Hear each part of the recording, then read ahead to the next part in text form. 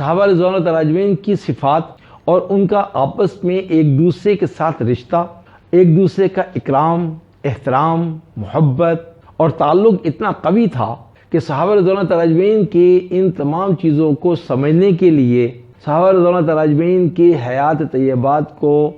بار بار پڑھ کر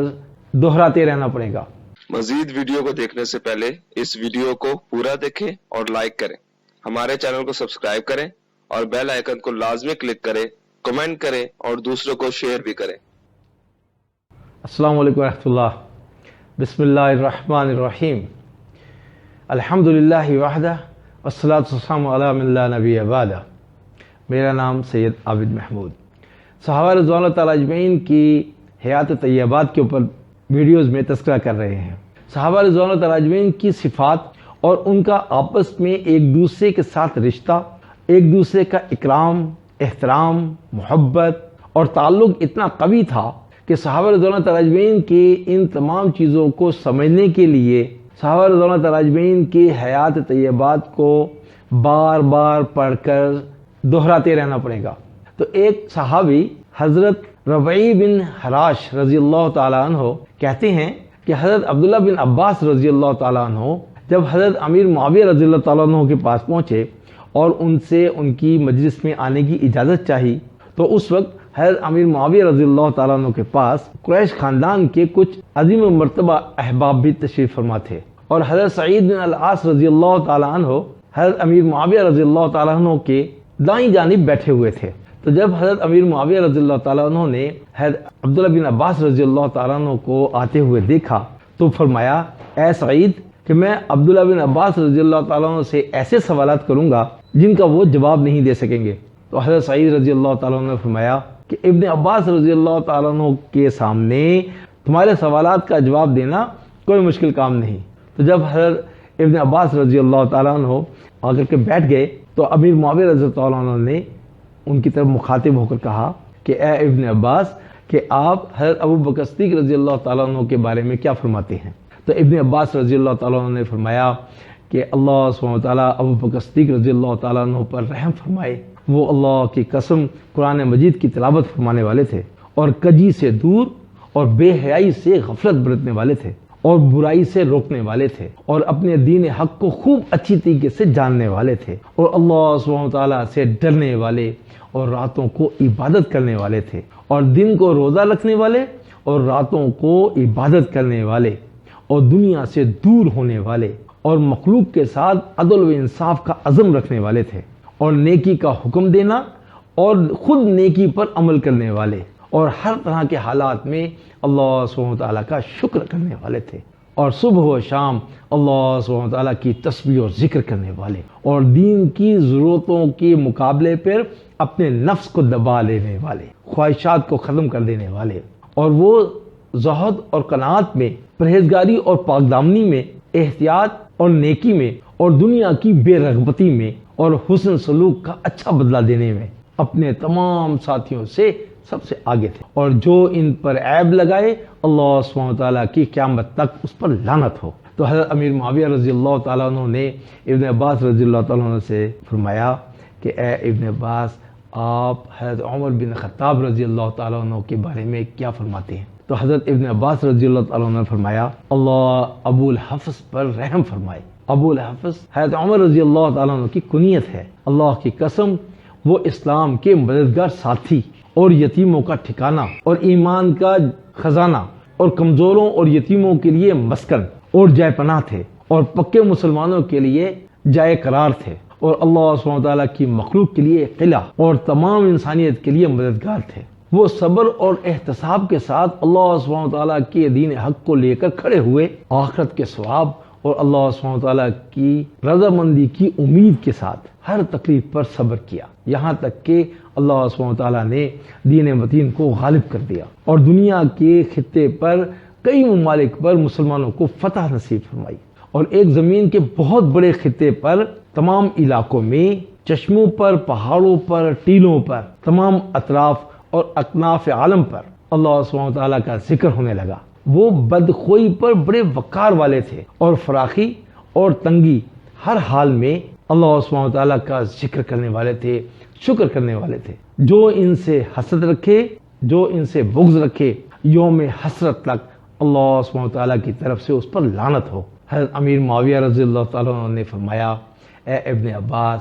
آپ حضرت عثمان بن عفان رضی اللہ تعالیٰ عنہ کے بارے میں کیا فرماتے ہیں؟ تو حضرت ابن عباس رضی اللہ تعالیٰ عنہ نے فرمایا، اللہ سبحانہ تعالیٰ ابو عمر پر اپنی رحمت نازل فرمائے۔ ابو عمر حضرت عثمان بن عفان رضی اللہ تعالیٰ عنہ کی کنیت ہے۔ وہ بڑے شریف سسرال والے تھے اور نیک لوگوں سے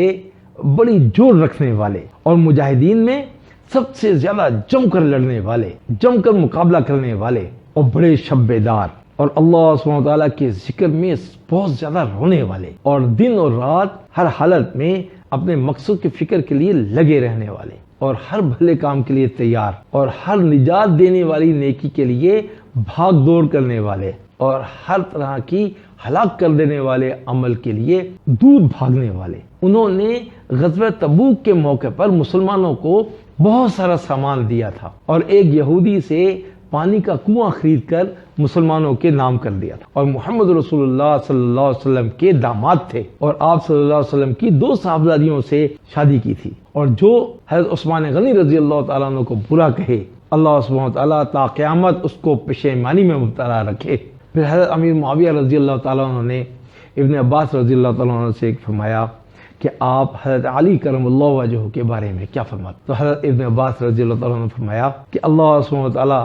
ابو الحسن پر اپنی رحمت نازل فرمائے۔ ابو الحسن حضرت علی رضی اللہ تعالیٰ عنہ کی کنیت ہے۔ اللہ کی قسم، وہ ہدایت کا جھنڈا اور تقوی کا غار اور عقل کا گھر اور رونق کے ٹیلا تھے۔ رات کی اندھیریوں میں چلنے والوں کے لیے روشنی کا سہارا تھے، عظیم اور سیدھے راستے کی دعوت دینے والے، اور پہلے